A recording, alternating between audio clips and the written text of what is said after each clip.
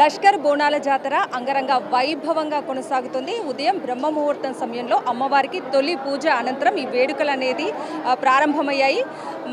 తొలి పూజ అంటే morning 4 o'clock ఆ టైంలో అమ్మవారికి తొలి పూజ చేశారు. తర్వాత ప్రభుత్వం తరఫు నుంచి మంత్రి పొన్నం ప్రభాకర్ అమ్మవారికి పట్టు వస్త్రాలు సమర్పించి తొలి బోనం సమర్పించారు. ఆ తర్వాత ఈ వేడుకలు అనేది ప్రారంభమయ్యాయి. ఉదయం నుంచి కూడా వేలాది మంది భక్తులు ఇక్కడికి వచ్చి అమ్మవారిని దర్శించుకుంటున్నారు. అమ్మవారిని చూడటానికి 2 కళ్ళు కూడా చాలట్లేదు, అంత అందంగా అమ్మవారిని అలంకరించారు.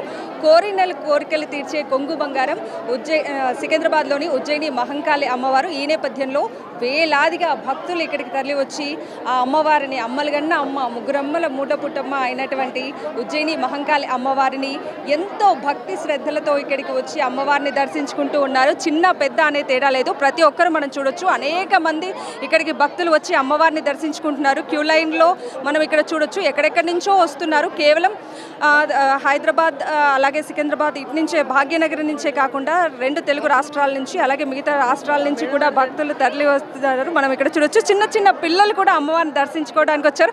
ఎక్కడి నుంచి వచ్చారండి? మేము మెదక్ నుంచి మేడం. మెదక్ నుంచి పాపను తీసుకొచ్చారు ఇంత రాష్ట్రంలో? మేడం ఎవ్రీ ఇయర్ చాలా బాగుంటుండే, ఈ 2 years నుంచి కొంచెం బాగా ఇబ్బంది అవుతుంది. ఎంత అమ్మవారు కాదు, ఎవ్రీ ఇయర్ వస్తూ ఉంటారా మీరు అమ్మవారి దర్శనం? అవును, ఎవ్రీ ఇయర్ వస్తుంది. కోరిన కోరికలు తీర్చే కొంగు బంగారం కదా మన ఉజ్జయిని మహంకాళి అమ్మవారు.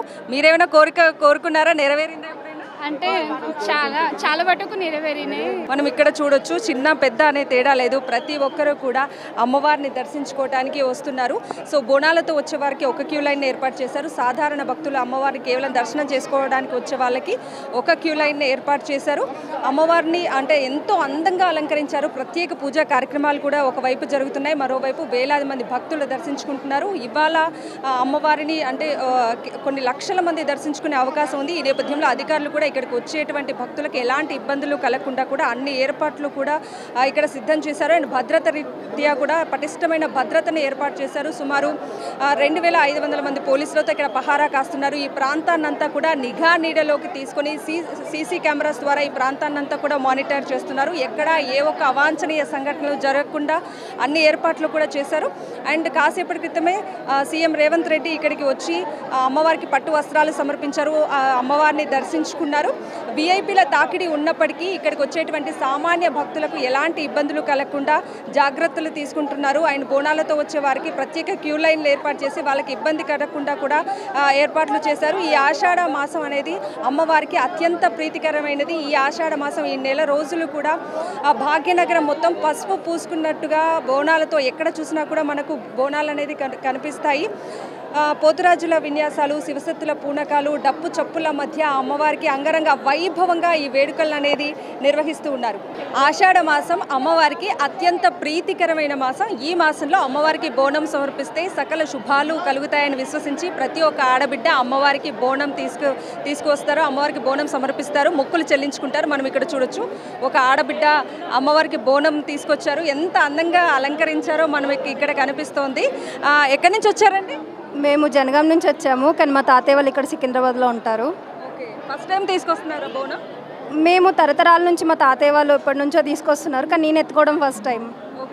మీరు అమ్మవారిలా ఉన్నారు, బోనం కూడా ఇక్కడ అమ్మవారి ప్రతిరూపాన్ని కనిపిస్తోంది. ఎంత టైం పట్టింది ప్రిపరేషన్కి అండి?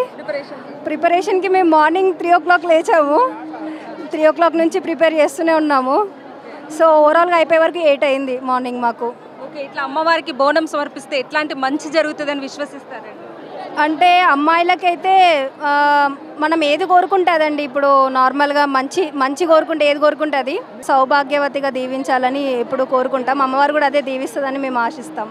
ఓకే, మనం ఇక్కడ చూడొచ్చు బోనాన్ని ఇక్కడ చూడొచ్చు. బోనం అంటే భోజనం అని అర్థం. అమ్మవారికి బోనంతో కూడిన భోజనాన్ని అమ్మవారికి సమర్పిస్తే ఈ సంవత్సరం వర్షాలంతా కూడా సమృద్ధిగా పడి రైతులు పంటను సమృద్ధిగా పండించి తాము కూడా కడుపు నిండా భోజనం చేసేలా అమ్మవారు దీవిస్తుంది అని విశ్వసించి అమ్మవారికి ఇలా బోనం సమర్పిస్తారు. అంటే తమ ఆనవాయితీ ప్రకారం కొంతమంది కుండలో, కొంతమంది సర్వలో ఇలా అమ్మవారికి బోనం తెస్తూ ఉంటారు. అది ఆనవాయితీగా వస్తుంది. సో మనం ఇక్కడ ఏదైతే చూస్తున్నామో ఇది బోనం కుండ. దీనిపైన వేపాకులు పెట్టి దానిపైన శాఖ తీసుకొస్తారు అమ్మవారికి. అత్యంత బోనం సమర్పించాలంటే శాఖను కంపల్సరీ సమర్పించాలన్నమాట. కొంతమంది కళ్ళు శాఖను తెస్తారు, కొంతమంది బెల్లం శాఖను, అలాగే కొంతమంది పెరుగు శాఖను తీసుకొస్తారు. దీనిపైన ఏదైతే నైవేద్యం వండిన తర్వాత దానిపైన వేపాకులు పెట్టి దానిపైన ఒక చిన్న గురిగి పెట్టి దాంట్లో శాఖను పెట్టి దానిపైన దీపాన్ని పెడతారు. దీపం అనేది జ్ఞానానికి ప్రతీక. తమలో ఉన్న అజ్ఞానాన్ని తొలగించి తమకు జ్ఞానాన్ని ప్రసాదించు అమ్మ అంటూ ఆ దీపాన్ని కొండెక్కకుండా అమ్మవారికి బోనం సమర్పించేంత వరకు కూడా తీసుకెళ్తూ ఉంటారు. సో ఈ బోనంతో కూడిన భోజనాన్ని అమ్మవారికి సమర్పిస్తే తమను తమ పిల్లలను కూడా ఆయుర ఆరోగ్యాలతో సుఖ సంతోషాలతో చూస్తుంది అని చెప్పేసి విశ్వసించి ఎక్కడెక్కడి నుంచో కూడా, అంటే కేవలం సికింద్రాబాద్ ప్రాంతం నుంచే కాదు, హైదరాబాద్ నలుమూలల నుంచి, అలాగే 2 తెలుగు రాష్ట్రాల నుంచి, అలాగే మిగతా రాష్ట్రాల నుంచి కూడా వేలాదిగా భక్తులు ఇక్కడికి తరలివచ్చి అమ్మవారికి కోరిన కోరికలు తీర్చే కొంగు బంగారం సికింద్రాబాద్లోని ఉజ్జయిని మహంకాళి అమ్మవారు. ఈ నేపథ్యంలో అమ్మవారికి ఎక్కడెక్కడి నుంచో ఇక్కడికి తరలి వచ్చి అమ్మవారికి బోనాలు సమర్పిస్తారు. ఆషాఢ మాసంలో అమ్మవారే తమ ఇంటికి వస్తుంది అని విశ్వసించి ప్రతి ఒక్కరు కూడా అమ్మవారికి చీరసారెలు, పసుపు కుంకుమలు, ఒడిబియ్యం, అలాగే బోనాలు అమ్మవారికి సమర్పిస్తూ ఉంటారు. అలా చేస్తే అమ్మవారు తమను చల్లగా చూస్తుంది అని భక్తులు విశ్వసించి సికింద్రాబాద్లోని ఉజ్జయిని మహంకాళి అమ్మవారికి బోనాలు సమర్పిస్తారు.